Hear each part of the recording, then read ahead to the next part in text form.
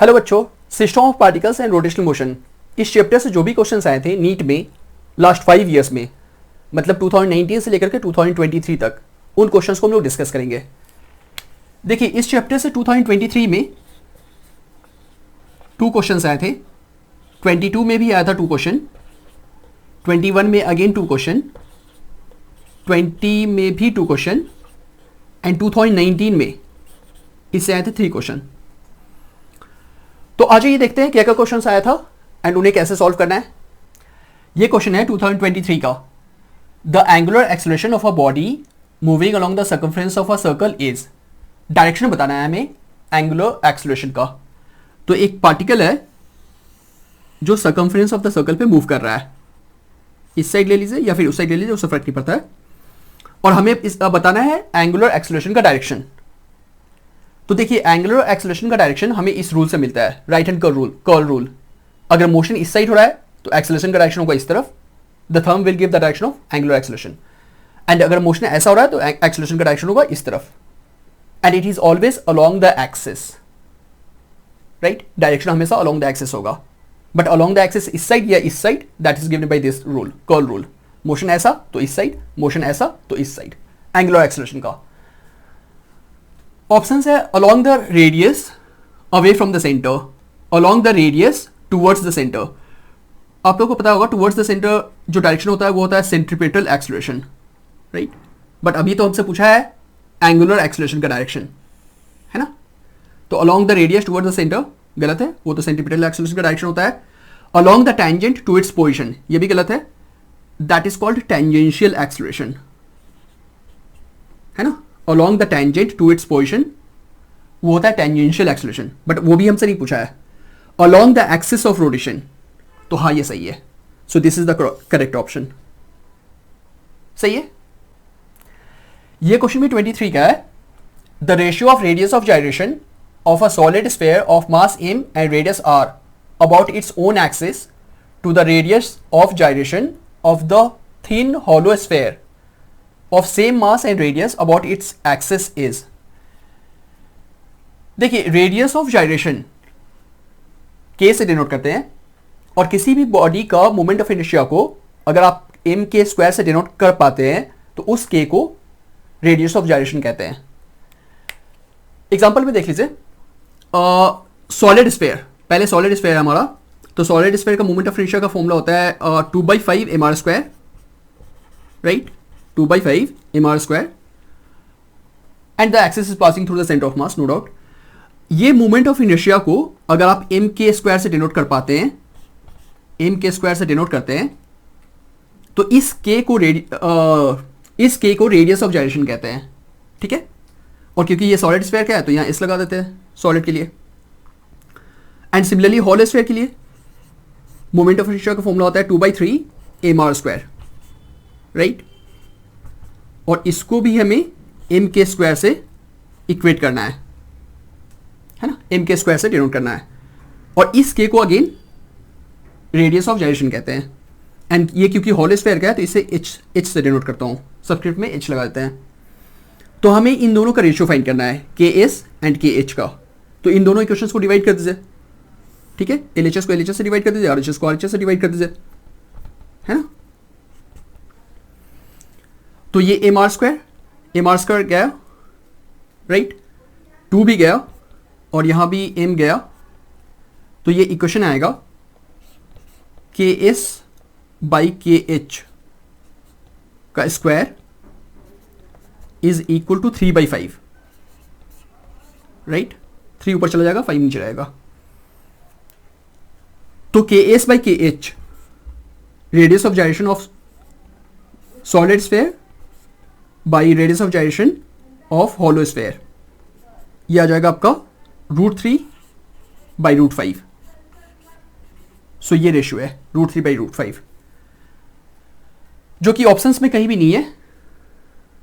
So options गलत है, right answer ये होगा √3/5, ठीक है।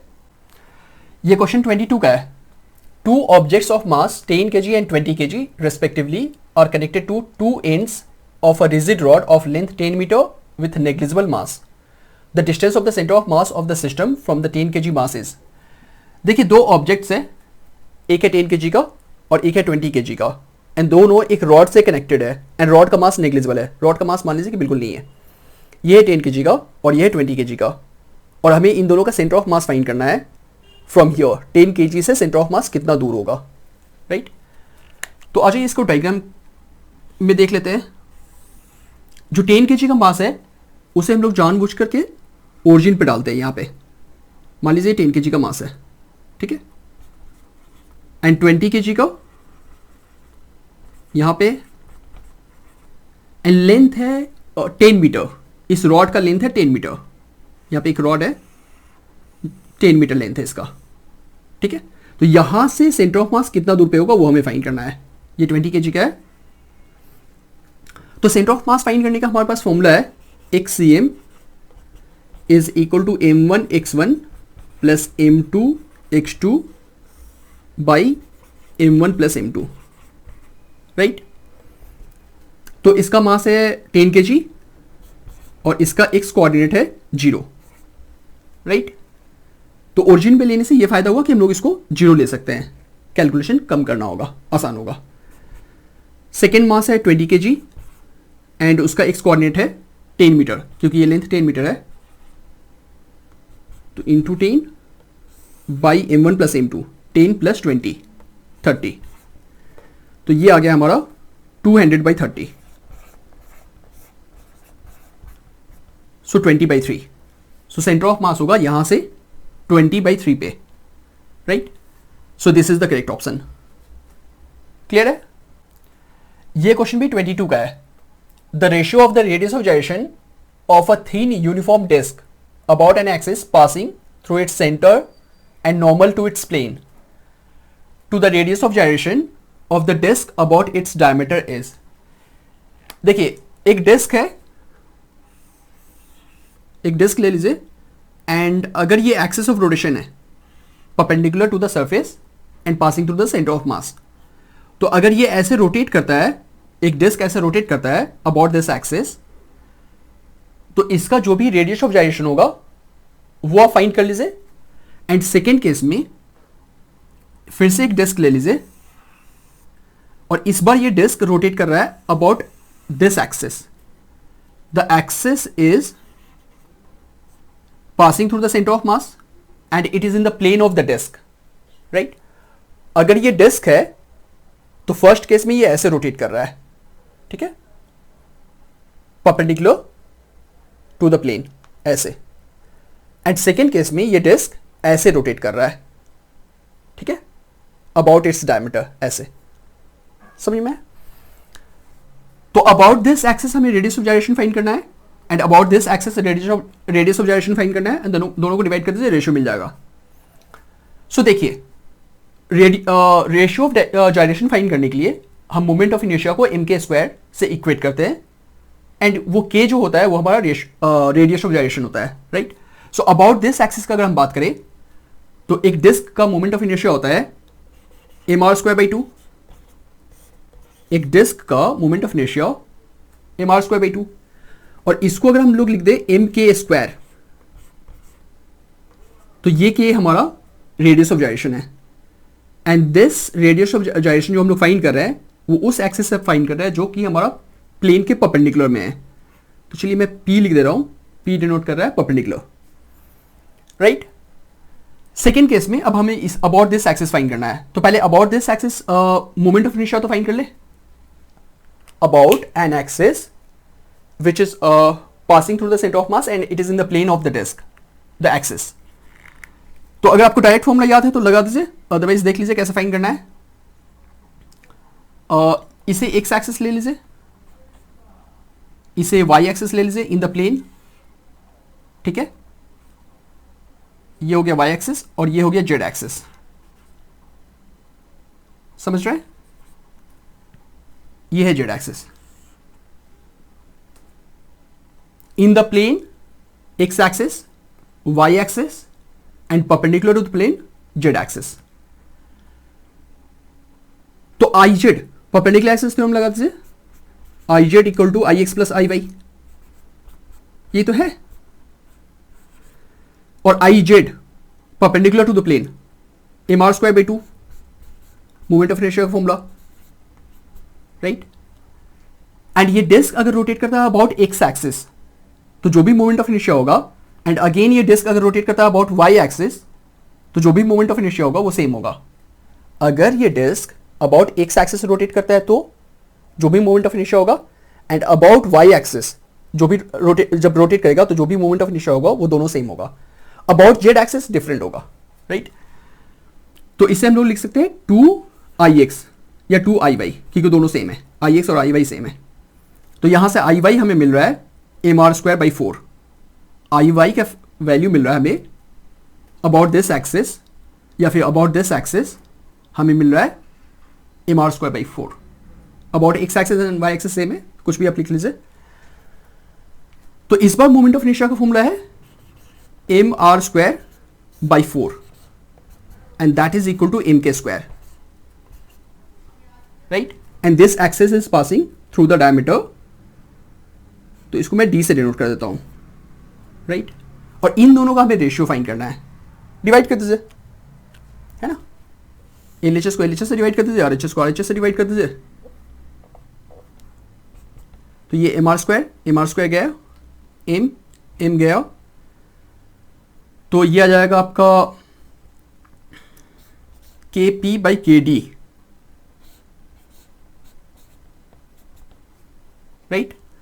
के पी बाई के डी 4/2, इनफैक्ट स्क्वायर भी है यहां पे, तो ये आ जाएगा आपका के पी बाई के डी। ये आपका रेडियस ऑफ जाइरेशन परपेंडिकुलर एक्सिस पे है, परपेंडिकुलर टू द प्लेन, और ये है पैरेलल टू द डायमीटर। तो ये आपका आ रहा है स्क्वायर है तो रूट कर दीजिए, रूट ऑन बोथ साइड, तो ये आ जाएगा √2/1। सो रेशियो होगा √2:1। ये ऑप्शन आपका करेक्ट है। क्लियर है। ये क्वेश्चन 21 का है। From a circular ring of mass m and radius r an arc corresponding to a 90 degree sector is removed. The moment of inertia of the remaining part of the ring about an axis passing through the center of the ring and perpendicular to the plane of the ring is k times mr square. Then the value of k is. देखिए question को मैं एक बार explain कर दे रहा हूं। एक ring है जिसका मास है m, राइट, और इसमें से हमने एक पार्ट को कट करके हटा दिया है, 90 डिग्री एंगल फॉर्म करता हुआ पोर्शन को कट करके हटा दिया है। मान लीजिए इतने पार्ट को कट करके हटा दिया है, जो पोर्शन को हमने कट करके हटाया वो 90 डिग्री एंगल फॉर्म कर रहा है, मतलब ये पोर्शन को हमने कट करके हटा दिया, राइट। तो ये जो रिमेनिंग पार्ट होगा, है ना, 3/4, 3/4, ये जो रिमेनिंग पार्ट है इसका मोमेंट ऑफ इनर्शिया को अगर हम k into M R square से डिनोट करें या इक्वेट करें तो k का वैल्यू क्या होगा। तो इसका मोमेंट ऑफ इनर्शिया हमें फाइंड करना पड़ेगा पहले, राइट। देखिए इसको सॉल्व करने के लिए मैं एक बात बता दूं कि किसी भी ऑब्जेक्ट में से अगर आप एक सिमेट्रिक पार्ट कट करके निकालते हैं, चाहे वो रिंग का हो, चाहे वो सॉलिड स्फीयर हो, हॉलो स्फीयर हो, डिस्क हो, सभी के लिए एप्लीकेबल है ये बात। इसको ध्यान से सुनिएगा और समझिएगा कि किसी भी ऑब्जेक्ट में से अगर एक सिमेट्रिक पोर्शन अगर आप कट करके निकालते हैं तो ये जो आपका जो पीस है इसका मोमेंट ऑफ इनर्शिया का फॉर्मूला वही होगा जो पूरा ऑब्जेक्ट का था। जो पूरा ऑब्जेक्ट का मोमेंट ऑफ इनर्शिया का जो फॉर्मूला था, इस छोटे से पीस का भी मोमेंट ऑफ इनर्शिया का फॉर्मूला वही होगा। बस फर्क ये है कि इसमें जो मास लेना है आपको, छोटे से पीस का जो मास लेना है वो आप इसका मास लीजिएगा, पूरा का मास नहीं लेना है, बट फॉर्मूला का फॉर्म सेम रहेगा, राइट। जैसे सॉलिड स्फीयर में से अगर आप एक पीस निकालते हैं, सिमेट्रिक पीस, तो क्योंकि सॉलिड स्फीयर का मोमेंट ऑफ इनर्शिया का फॉर्मूला होता है 2/5 mr स्क्वायर, तो इस छोटे से पीस का भी फॉर्मूला 2/5 mr स्क्वायर का। बस फर्क ये है कि जो मास आपको लेना होगा छोटे से पीस का लेना होगा, पूरा का नहीं लेना है। सिमिलरली ये symmetric part of the ring है, तो पूरा रिंग का जो मोमेंट ऑफ इनर्शिया का फॉर्मूला होता है, इसका भी मोमेंट ऑफ इनर्शिया का फॉर्मूला वही होगा, बस मास आपको इसका लेना होगा, पूरा का नहीं, राइट। तो पूरा रिंग का मोमेंट ऑफ इनर्शिया का फॉर्मूला क्या होता है? M R square, right? पूरा रिंग का मोमेंट ऑफ इनर्शिया का फॉर्मूला होता है एम आर स्क्वायर। तो इसका मोमेंट ऑफ इनर्शिया का फॉर्मूला क्या होगा? इसका भी होगा M R square, but mass आपको इसका लेना है, पूरा का नहीं। तो इसका मास कितना होगा? अगर पूरा का मास था एम, तो इसका मास क्या होगा? पूरा मास था एम, और क्योंकि ये 75% है, 3/4 है, तो इसका मास होगा 3m/4, m/4 इंटू 3, राइट? और क्योंकि पूरा रिंग का मोमेंट ऑफ इनर्शिया का फॉर्मूला होता है एम आर स्क्वायर, तो इसका बनेगा मास ऑफ दिस, जो कि ये है, into R square, right? M R square symmetric part है, तो फॉर्मूला सेम बनेगा, सिमिलर बनेगा। और इस मोमेंट ऑफ इनर्शिया को अगर हम इक्वेट करें k into M R square, जैसा कि क्वेश्चन में दिया हुआ है, it is k M R square, then find the value of k, ठीक है? तो ये आर स्क्वायर गया, k भी m भी गया, तो k का वैल्यू क्या आएगा? 3/4, so k equal to 3/4, right? So correct option होगा ये। क्लियर है? ये क्वेश्चन भी 21 का है। A uniform rod of length 200 centimetre and mass 500 gram is balanced on a wedge. एक रॉड है यूनिफॉर्म, इसका लेंथ है 200 सेंटीमीटर एंड मास है 500 ग्राम, और एक वेज पे हमने इसको बैलेंस कर रखा है एट 40 सेंटीमीटर मार्क। ये जो वेज है ये 40 सेंटीमीटर मार्क पे है। A mass of 2 kg suspended from the rod at 20 centimetre. 20 centimetre पे एक 2 kg का ब्लॉक हमने हैंग करवा रखा है। And another unknown mass m is suspended from the rod at 160 centimetre. 160 centimetre mark पे हमने एक और ब्लॉक को हैंग करवा रखा है, उसका मास है m, स्मॉल m हमने ले रखा है। Find the value of m such that the rod is in equilibrium. तो देखिए यहां पे ये हमें मेंशन किया हुआ है कि रॉड इक्विलिब्रियम में है, और जब भी कोई ऑब्जेक्ट इक्विलिब्रियम में होता है तो उस पर नेट फोर्स 0 लगता है, नेट टॉर्क भी 0 लगता है। तो अभी हम लोग इस पे नेट टॉर्क 0 को यूज करेंगे, क्योंकि ये इक्विलिब्रियम में रॉड में, हम लोग रॉड का बात कर रहे हैं, तो उस पे नेट टॉर्क 0 लगेगा। नेट टॉर्क 0 लगने का ये मतलब हुआ कि जितना टॉर्क क्लॉकवाइज होगा उतना ही टॉर्क एंटी क्लॉकवाइज होगा, तभी तो नेट टॉर्क 0 होगा। जितना टॉर्क क्लॉकवाइज रोटेशन करवाना चाह रहा है उतना ही टॉर्क एंटी क्लॉकवाइज में रोटेशन करवाना चाह रहा होगा, तभी तो नेट टॉर्क 0 हो जाएगा। तो इस पे फोर्सेस कौन कौन सा लग रहा है, सो देख लीजिए। एक इस रॉड पे कौन कौन सा फोर्सेस लग रहा है? एक 2 kg का ब्लॉक है, तो उसका वेट लगेगा mg। एक m है जो हमने हैंग करवा रखा है, इसका भी फोर्स लगेगा mg। और रॉड का जो सेंटर ऑफ मास होगा, क्योंकि यूनिफॉर्म रॉड है 200 सेंटीमीटर का, तो इसका जो सेंटर ऑफ मास होगा 100 सेंटीमीटर पे, 100 सेंटीमीटर पे, उसका भी एक mg लगेगा वेट का। और मास का वैल्यू है 500 ग्राम, मतलब हाफ kg, तो हाफ इंटू जी, राइट? और एक नॉर्मल रिएक्शन लगेगा वेज से, ठीक है? तो फोर्सेस एक ये लग रहा है, एक ये लग रहा है, एक ये लग रहा है, और एक नॉर्मल रिएक्शन भी लगेगा, right? But if we take the axis of rotation over here, तो क्योंकि नॉर्मल रिएक्शन हमारा एक्सिस ऑफ रोटेशन से पास कर रहा होगा, तो नॉर्मल रिएक्शन का टॉर्क 0 हो जाएगा, तो हमें नॉर्मल रिएक्शन फाइंड करने की जरूरत नहीं होगा, राइट? थोड़ा इजियर हो जाएगा, नॉर्मल रिएक्शन फाइंड नहीं करना पड़ेगा हमें। यहां पे अगर हमने एक्सिस ऑफ रोटेशन लिया तो ये फायदा होगा।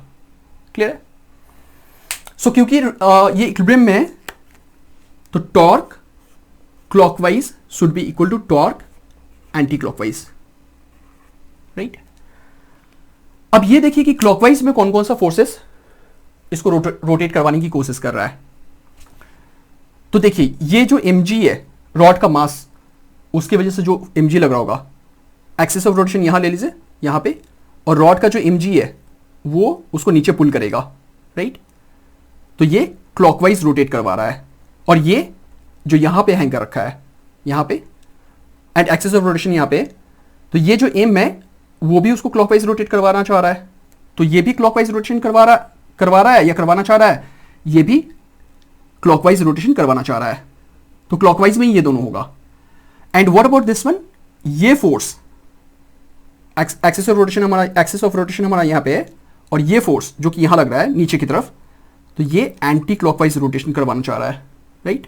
यहां से जब ऐसे पुल करेगा तो ये एंटी क्लॉकवाइज रोटेशन करवाना चाहेगा। सो एंटी क्लॉकवाइज रोटेशन ये करवाना चाह रहा है और क्लॉकवाइज में ये दोनों, राइट। सो क्लॉकवाइज में जाएगा torque of half kg, right, plus clockwise में बात हो रहा है, इसका टॉर्क क्लॉकवाइज होगा, इसका भी क्लॉकवाइज होगा, जैसा कि अभी बात हुआ है, टॉर्क ऑफ m, और एंटी क्लॉकवाइज में ये टॉर्क लगा रहा है 2 kg, राइट। एंड टॉर्क होता है फोर्स इंटू परपेंडिकुलर डिस्टेंस। तो इसका टॉर्क कितना होगा? इसका फोर्स है mg, फोर्स है mg, दिस इंटू जी का वैल्यू 10 है, तो ये हो गया force into perpendicular distance from the axis of rotation. तो ये फोर्स का परपेंडिकुलर डिस्टेंस हमें लेना है फ्रॉम द एक्सिस, मतलब ये डिस्टेंस, तो ये हो जाएगा 60 सेंटीमीटर। ये 40 है, ये 100 है, तो ये हो जाएगा 60 सेंटीमीटर, राइट। और ये क्योंकि सेंटीमीटर में है तो मीटर में करने के लिए बाई 100, राइट। इसका टॉर्क फिर से force into perpendicular distance, force होगा mg, सो m इंटू जी का वैल्यू 10 है, right, into perpendicular distance from the axis. तो इस फोर्स का perpendicular distance from the axis of rotation, मतलब यहां से यहां का डिस्टेंस हमें चाहिए 40 से 160 तक, मतलब 120 सेंटीमीटर।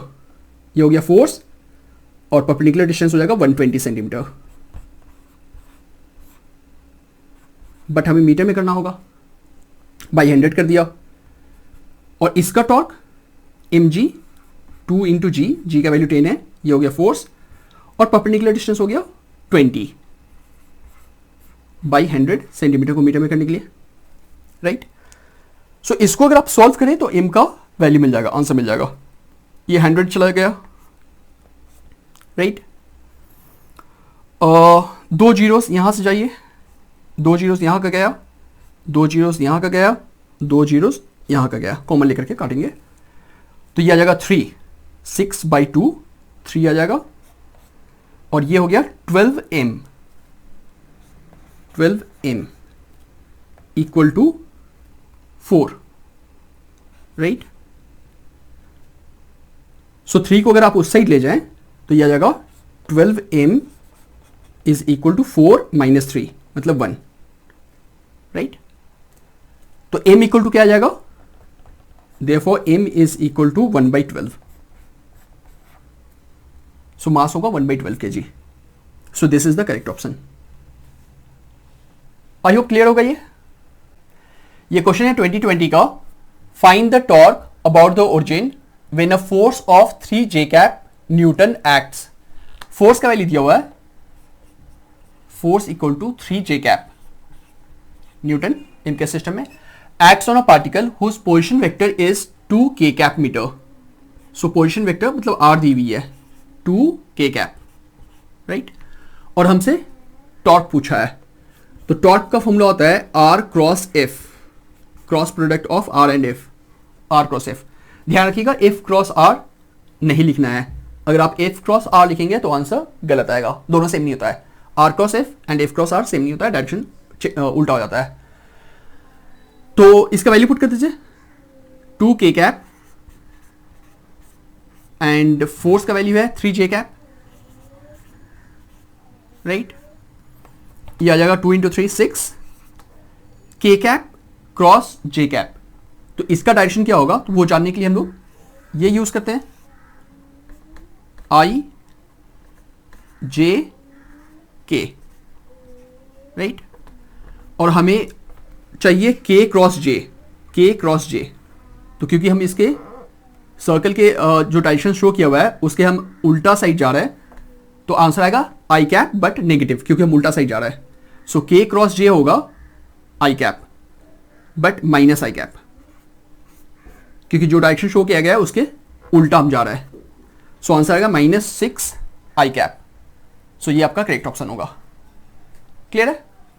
अदरवाइज आप डायरेक्शन उससे भी फाइंड कर सकते हैं, R क्रॉस F ये रूल लगा करके, उससे भी आंसर सेम ही आएगा। ठीक है, क्लियर है? ये क्वेश्चन भी 2020 का है।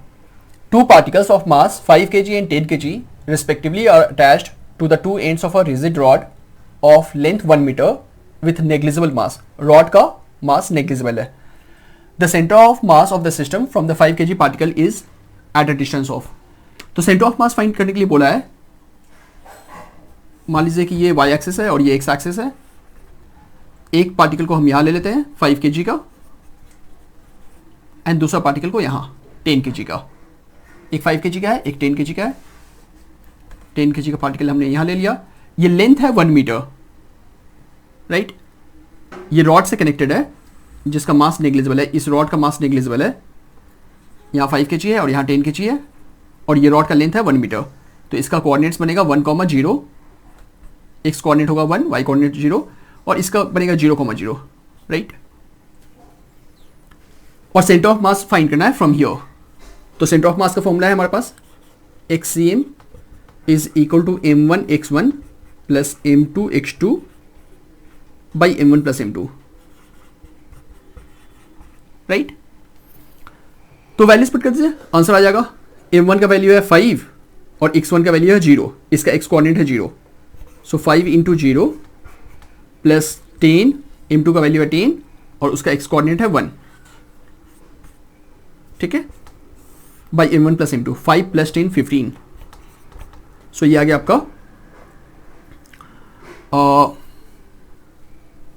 10/15, राइट. सो 5 से कैंसिल कर दीजिए, 2/3 है ना. बट ये मीटर में है क्योंकि हमने इसका जो डिस्टेंस लिया है, ये वाले डिस्टेंस, इसका एक्स कोऑर्डिनेट हमने 1 मीटर लिया है. क्वेश्चन में 1 मीटर दिया हुआ था, है ना. तो अगर आप सेंटीमीटर में कन्वर्ट करना चाहते हैं, क्योंकि ऑप्शन हमारा सेंटीमीटर में, तो इसको 100 से मल्टीप्लाई कर दीजिए. सो ये आ जाएगा 200/3 सेंटीमीटर.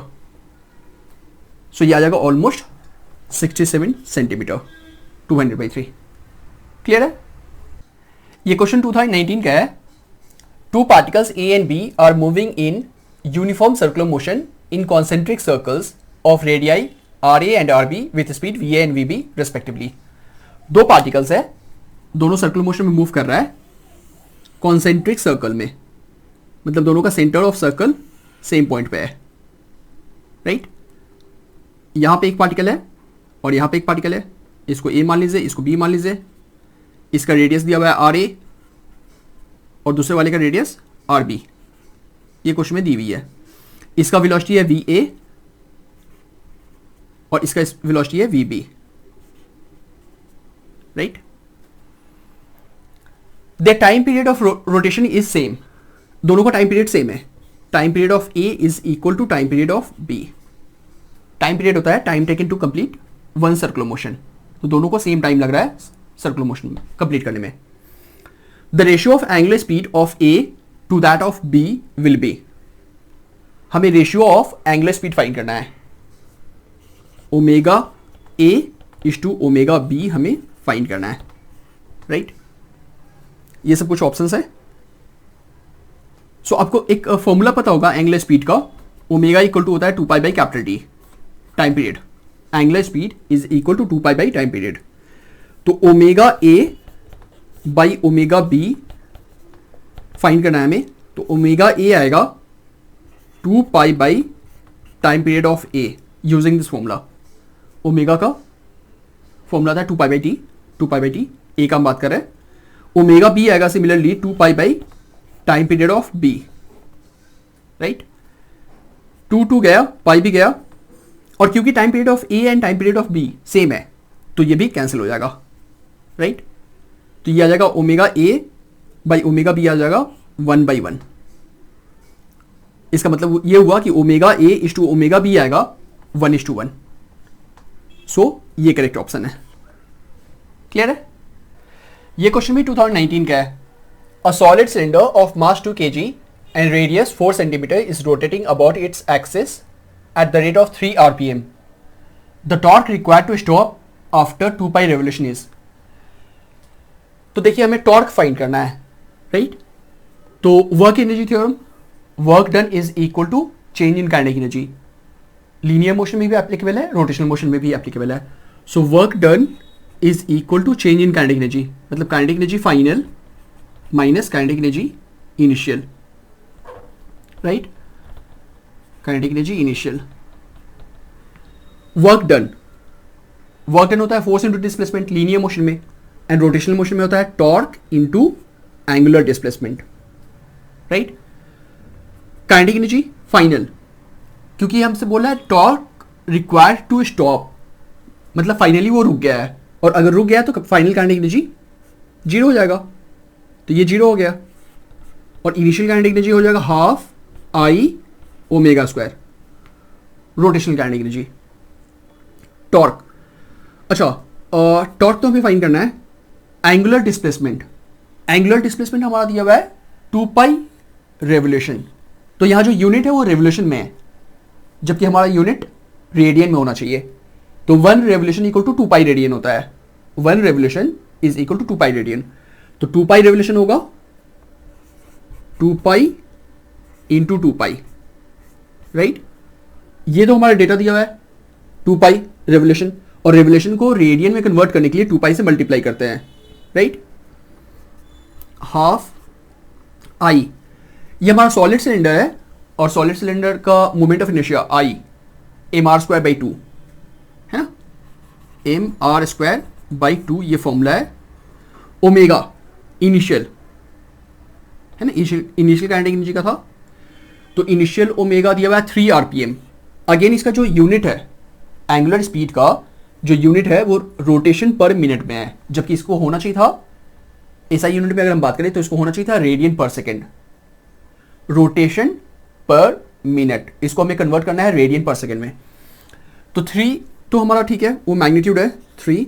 रोटेशन 1 रोटेशन में होता है 2 पाई रेडियन, तो इसको आप 2 पाई से मल्टीप्लाई कर लीजिए, तो रोटेशन जो है वो अब रेडियन बन चुका है, रोटेशन पर मिनट। तो रोटेशन को रेडियन में कन्वर्ट करने के लिए 2 पाई से मल्टीप्लाई किए, क्योंकि 1 रोटेशन में 2 पाई रेडियन होता है, और ये पर मिनट है, तो उसको पर सेकेंड में कन्वर्ट करने के लिए बाई 60 करेंगे हम लोग।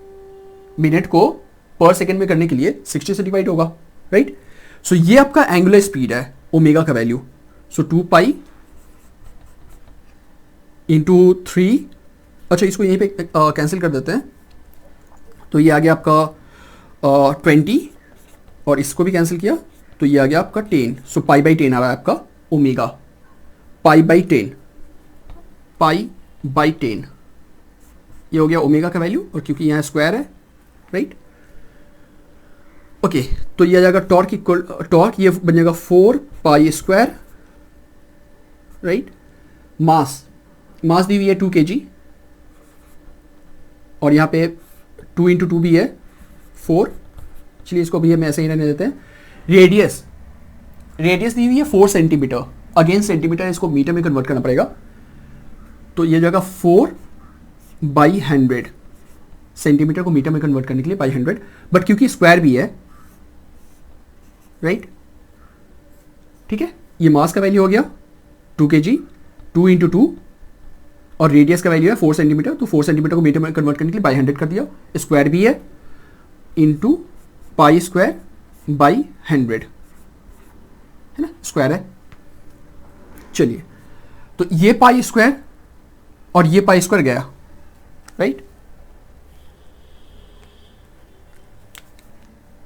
ये पाई स्क्वायर और ये पाई स्क्वायर गया, ठीक है।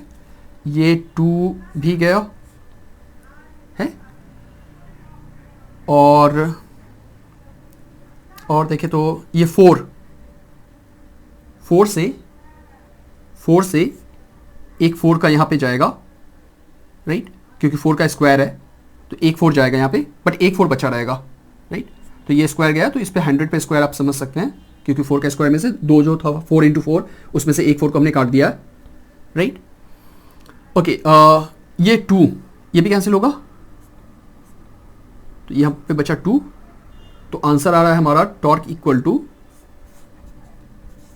2 इंटू ये जो 2 बचा हुआ है 2, और यहाँ पे है हमारा 100 का स्क्वायर है, तो 4 जीरोस होगा, और 2 जीरो यहाँ है 6 zeros, so into 10 to power -6। So ये हो गया हमारा टॉर्क।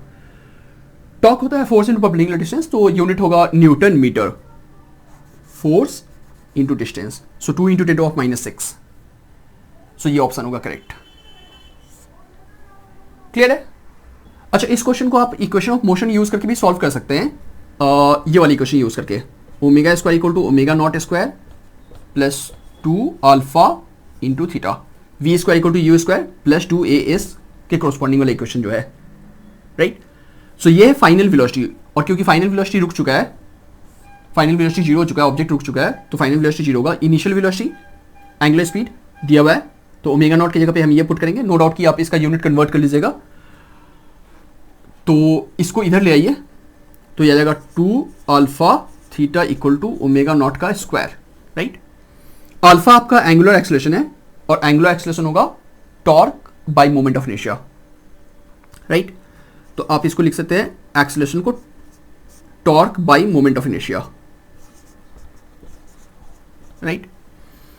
तो टॉर्क तो आपको फाइंड ही करना है, right. Moment of inertia mr²/2 मिल जाएगा, जैसे हमने पहले फाइंड किया था। टॉर्क तो आपको फाइंड ही करना है, बट मोमेंट ऑफ इनर्शिया चाहिए होगा, तो वो हो जाएगा mr²/2, मास दिया हुआ है, रेडियस दिया हुआ है, तो मोमेंट ऑफ इनर्शिया मिल जाएगा। थीटा आपको दिया हुआ है, एंगुलर डिस्प्लेसमेंट, नो डाउट कि रेवोल्यूशन में है तो उसको आप रेडियन में कन्वर्ट कर लीजिएगा। और एंगुलर स्पीड इनिशियल वाला 3 rpm, तो उसको अगेन कन्वर्ट कर लीजिएगा रेडियन पर सेकेंड में।